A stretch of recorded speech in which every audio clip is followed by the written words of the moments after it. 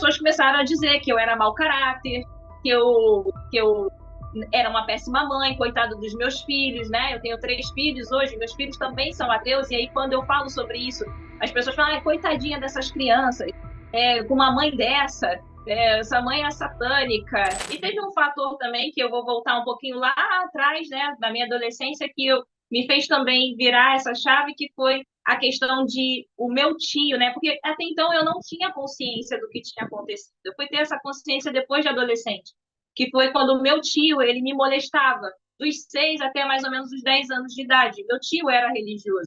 Só que eu não tinha consciência de que isso tinha acontecido, mas quando eu era adolescente, eu comecei a me perguntar: se Deus é todo-poderoso e é onisciente, onipresente, por que que ele permitia que meu tio fizesse isso comigo? Por que que isso acontecia comigo? Por que que Deus não me protegeu? Por que que Deus não protege as outras crianças que também são abusadas? Porque esse meu tio, ele também ele abusou de outras sobrinhas dele. Ele molestou outras sobrinhas e ele também abusou de outras sobrinhas.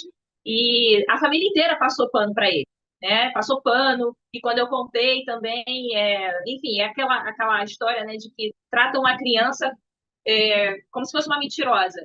Não, não foi bem isso, você está mentindo, ou então deixa isso para lá.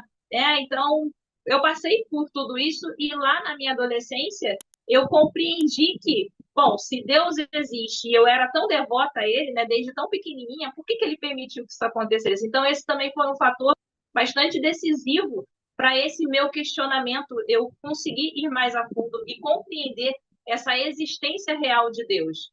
Muito importante esse seu relato, forte, e, nossa, sinto muito pelo que você passou, não tinha ideia que isso tinha acontecido, Aline. É muito triste porque uma criança indefesa ser abusada por um adulto é uma coisa terrível. Tem gente que às vezes passa um pano teológico no sentido de é o livre-arbítrio, Deus não pode fazer nada contra a livre escolha que ele deu aos seus.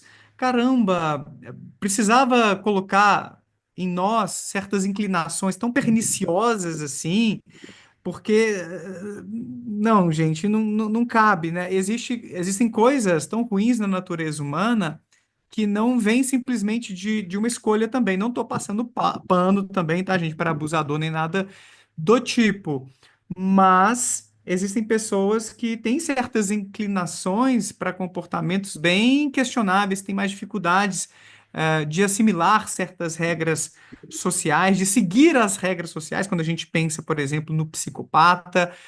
Mais uma vez, não estou dizendo que nós não tenhamos que ter mecanismos de controle, de vigilância, de cerceamento de liberdade dessas pessoas. A gente precisa, inclusive, desenvolver tratamentos para poder reabilitar, ressocializar criminosos, tá, gente? Não me interpretem mal. Mas existem coisas na natureza humana que não brotam assim, ó, de uma simples decisão, que estão ali no nosso DNA, em certas variantes genéticas, que vieram de onde? Não foi desse criador? Então Cadê a existem. perfeição? Cadê a Tantos seres perfeição? humanos imperfeitos. E mesmo quando a gente pensa em coisas que não são comportamentos violentos, criminosos, quando a gente pensa.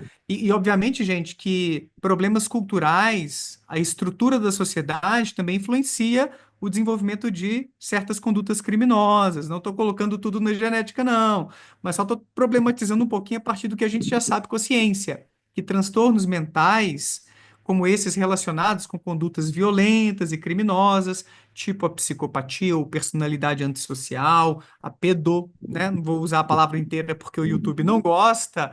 A maior parte dos estudos aponta para a existência de certos componentes genéticos que aumentam a probabilidade de certos comportamentos ocorrerem. Não é uma simples questão de escolha e, obviamente, as experiências de vida, cultura também vão modelando isso aí. Agora, quando a gente pensa fora de uma esfera mais da violência, da criminalidade, Aline, a gente voltando para a sexualidade, a gente vê comportamentos homossexuais, homoafetivos em outras espécies, que não apenas no ser humano. Como assim? E esse plano divino não é muito compatível com a narrativa dos religiosos, ao passo que é super compatível com as melhores teorias que a gente tem na ciência para entender que não houve um planejamento. que existe uma tendência forte entre os organismos que são sexuados, eu acho que esse é o termo correto na biologia, acho, de terem condutas heterossexuais, isso é o mais típico na nossa espécie, mas há variações, há comportamentos não típicos, como a própria bissexualidade, que a Aline está comentando hoje aqui com a gente, ou a homossexualidade, e até a assexualidade, ou pessoas que são assexuais, eu acho que é o termo, né, que não têm interesse sexual por ninguém, e assim por diante. E é muito mais plausível a Plurais, né? explicação científica. Oi, Aline. Nós somos plurais, né? Somos seres individuais. Somos plurais, exatamente. Somos seres pertencentes à natureza, a gente faz parte da natureza, a gente não precisa de uma explicação teológica para entender a nossa sexualidade, nossas inclinações pró-sociais, altruístas, tampouco nossas inclinações violentas, mas ignorantes que somos de muitas coisas, e lá atrás a gente era ainda mais, a gente precisava, e ainda precisa, muitos, né, inventar alguma resposta para preencher essas lacunas, e a resposta que a humanidade frequentemente inventou e continua reinventando são essas respostas religiosas, que Deus criou o homem e a mulher para se unirem, que o mal vem porque as pessoas escolhem, é uma questão de consciência. É claro, gente, que existem escolhas, mas existe todo um desenvolvimento no padrão das nossas escolhas imorais, criminosas, e não tem a ver com fé ou falta de fé, tá? E outra coisa, eu não sei se você passou por isso, Aline, mas de vez em quando eu discuto isso aqui no canal, como se o ateu, longe de uma religião, longe de uma fé, não pudesse ser uma pessoa boa, não pudesse desenvolver suas bússolas morais, fosse uma pessoa perigosa, porque não teme a Deus. O que esperar de alguém que não teme a Deus? E eu sei que você tem vídeo sobre isso no seu canal. Comenta um pouquinho pra gente o que você pensa sobre isso e se foi um dilema para você ou não. Como eu vou me encontrar agora sem essa perspectiva teológica da moral, o que é certo, o que é errado? Como é que foi isso para você? Então, inicialmente, para mim, foi tudo uma grande descoberta, né? Eu não fazia ideia do que era ser um descrente aqui no Brasil, para te falar a verdade. Eu não tinha tido contato ainda com o descrente, então eu não sabia como as pessoas lidavam com isso, né? Com esse comportamento. Até então, as pessoas aceitavam bem porque eu ainda era espiritualista, eu acreditava numa força, numa energia no Deus de Spinoza, né? Então, eu comecei ali pela filosofia, então eu acreditava ainda no Deus de Spinoza. E aí, quando eu me tornei uma agnóstica, eu me tornei uma agnóstica mística, né? Então, as pessoas elas ainda tendem a aceitar melhor isso, né? Esse termo agnóstico, místico, espiritualista. Quando você se diz assim, as pessoas elas aceitam bem. Então, essa questão de moralidade, né, ainda não, eu não tinha tido contato com isso, que as pessoas acreditavam que para você ser moral e correto, né, você precisava estar dentro de uma igreja. Eu fui ter contato com isso quando eu me declarei ateia. Mas é óbvio que assim que eu saí, eu me senti perdida, completamente perdida. Por quê? Eu estava, é como eu disse, né? Eu tinha uma comunidade que eu chamava de minha família espiritual. Eu tinha um Deus que era o meu Pai celestial e que me guiava, né, na forma como eu falava, como eu me vestia, como eu sentia, como eu pensava, e estava ali me dando direcionamento para tudo. Eu tinha uma comunidade onde me dizia tudo isso. Eu tinha ali, para mim, a minha identidade era: eu sou cristã. Eu sou cristã e tenho valores cristãos. Já ouviu isso? Os meus valores são cristãos e eu me associo com pessoas que também têm os mesmos valores cristãos que eu. E quando eu saí, eu já não tinha mais isso. E agora? Como é daqui para frente? E eu estava completamente machucada, ferida, destruída por tantos traumas que eu tinha vivenciado e enfiei em relações onde eram relações abusivas, relações tóxicas, e eu estava perdida completamente. E agora, como eu vou ser daqui para frente? O que eu faço daqui para frente? Quais as diretrizes que eu devo seguir? Né? Moral, eu aprendi moral religiosa e tudo que eu faço hoje eu estou pecando. Eu acreditava que eu estava pecando sempre, né? Eu agora estou pecando de forma consciente. Então, bom, segundo aquilo que eu aprendi, eu vou para o inferno, né? Eu estava fora da igreja, eu estava sem religião, mas eu ainda carregava a crença de que existia o inferno, mesmo acreditando em Deus, como uma energia, como uma força, eu ainda acreditava que tinha um castigo. Eu ficava naquela dúvida, né? Será que realmente existe? Se existir, eu tô ferrada, eu vou pro inferno, eu vou queimar lá.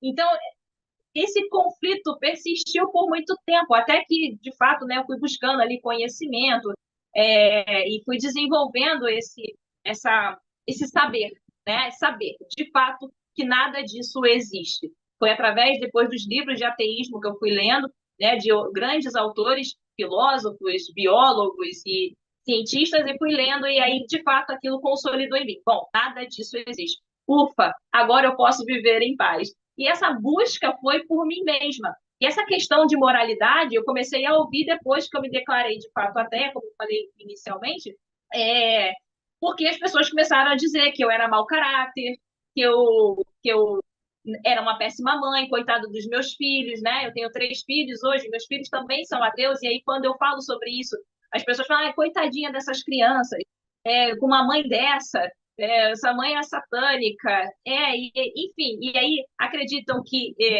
eu tenho um relacionamento de infidelidade com meu marido, por exemplo, que eu sou desonesta, que eu sou mentirosa, e tudo de ruim que puder existir, eles fazem essa associação ao ateísmo, né? Mas a gente sabe muito bem que essa moralidade ela não nasceu da religião. Apesar de nós sermos colonizados por cristãos, né? O Brasil foi colonizado por cristãos, sim, e eles trouxeram essa moralidade deles para cá, né? Essa ética, essa moral, eles trouxeram para cá e ensinaram isso aqui para a nossa sociedade. Mas não nasceu do cristianismo esse moralismo, né? esse conceito de certo e errado que a gente tem hoje, vem sim do cristianismo, mas isso não significa que seja de fato certo e errado. Até porque o certo e errado, moral e imoral, é muito relativo. Né? Então as pessoas elas criaram esse conceito de que para você ser ético, por exemplo, você tem que ser monogâmico. Porque se você for um não monogâmico, você não tem ética, você não tem moral, você é um imoral, você é um pervertido. Né? Para pessoas que vivem em relações onde frequentam, né, casa de swing, ou então até pessoas mesmo que dentro da religião, quando você ouve ali os religiosos falando, quando você não se casa, você só mora com alguém, você também está em pecado, você está em fornicação. Se você se relacionar antes do seu casamento, perder a virgindade antes do seu casamento, você também é considerado um fornicador, né? Você também está em pecado. Então, todos esses conceitos, eles estão intrínsecos sim na nossa sociedade, mas isso não significa que esse seja de fato o certo. Não tem nada a ver com isso. Mas a gente aprendeu dessa forma, a gente aprendeu que é assim, que é ética, que é moral, e eu fui aprendendo dessa mesma forma, né? Mas quando eu saí, eu comecei a compreender e a questionar, inclusive, todas essas crenças. E aí vou entrar agora no meu trabalho. Pode ser? Ah, tá, no trabalho. É um bom tema também. Mas só para fazer um comentário a respeito disso, obviamente, né, gente, não estamos negando aqui, e a Aline colocou muito bem, que o cristianismo e qualquer outra religião não possam ter uma função moralizante na sociedade, ou seja, de prescrever o que é certo e errado, e certamente a cultura cristã deixou suas digitais fortemente sobre o povo brasileiro. Isso é indubitável. Agora, não significa que o cristianismo tenha sido original em seus conceitos de moral, que não houvesse princípios morais antes do cristianismo, ou paralelamente a igreja cristã não tenham nascido formulações, raciocínios morais e assim por diante, ou que a gente não possa aprender outros princípios. Entendam isso, que as religiões, não só o cristianismo, sim, tem uma função moralizante ou de disseminar certos princípios morais. Algumas pessoas podem até se dar bem com algumas dessas diretrizes. Eu li mais cedo aqui, por exemplo, sobre uma pessoa que teve uma transformação muito positiva na vida depois que se converteu. Tá tudo bem, gente, eu não duvido. Tem pessoas que são felizes na fé. Não todo mundo, mas tem gente que está muito bem ali dentro. Mas como a Aline está refletindo aqui, existe vida após e antes da religião, inclusive nesse aspecto moral. Eu estou lendo no Clube do Livro lá do IPACEF, Aline, no Instituto Ponto Azul, com o pessoal, este livro aqui, ó, A Mente Moralista. Por que pessoas boas são separadas por política e religião? E o autor, Jonathan Haidt, que é uma das maiores autoridades atualmente a respeito da psicologia moral, discute justamente, olha só, as bases filogenéticas da moralidade. A gente teria certas inclinações para o certo e errado, certas intuições que vão sendo, é claro, modeladas pela cultura também, mas que já nascem conosco.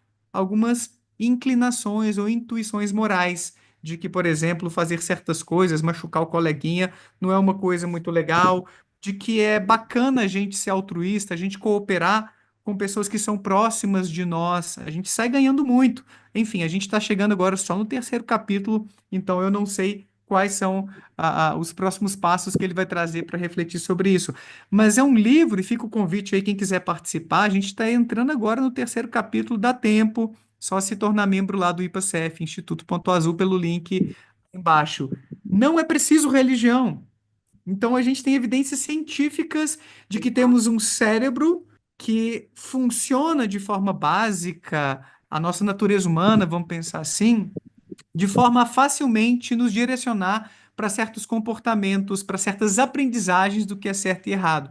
Não estou dizendo com isso que exista um certo e errado claramente inscritos no nosso DNA também, não é isso não, tá, gente? Até porque a Aline falou do relativismo, existem sim algumas questões que são erradas em certas culturas e consideradas corretas em outras culturas. Mas existem tendências da natureza humana, e isso que é interessante. Você vai encontrar que matar, roubar, mentir são condutas ruins em praticamente todas as culturas.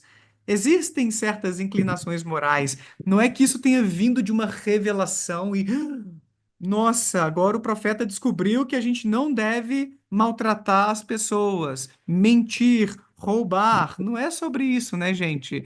As religiões codificam ou colocam ali em forma de leis, em mandamentos, coisas que a gente organicamente, naturalmente foi desenvolvendo em termos de constituição, o que é parecido com a nossa legislação.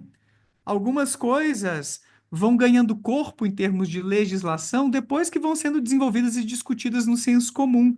Por exemplo, essas apostas online. Agora que isso está, digamos assim, sendo discutido mais abertamente para que leis sejam desenvolvidas a partir de percepções que a gente tem que, caramba, isso não é muito certo. Tem gente que está sendo enganada. Vocês estão mandando bilhões para o exterior em vez de o Brasil arrecadar. Olha só, a gente está jogando isso lá para a Europa. Olha que interessante. Então, as leis vão sendo formuladas não por meio de uma revelação, e sim por discussões nossas, pelas nossas intuições, pelas nossas experiências pessoais. A gente pode aprender nos livros, como a Aline comentou, livros de filosofia que discutem ética, que são muito bons, vários, né? Muito, muito bons. Então, é um pouco sobre isso, né? Não é como se o ateu não tivesse uma perspectiva moral, não aprendesse com seus erros. A gente aprende na Faz pele parte do nosso também, processo, não é? faz parte do nosso processo evolutivo, né? Sim, Se a gente está sim. aqui hoje, foi porque nós, lá atrás, né, nossos antepassados aprenderam a respeito disso, né? Do que fazer melhor para a comunidade. Exatamente. E aí, bom ou não, aqui é o Daniel Gontijo, espero que você tenha curtido esse corte. Clica aqui para ver a live completa lá no meu canal principal e para ver mais vídeos nessa pegada, não deixa de se inscrever por lá e por aqui também. Um abraço, tchau!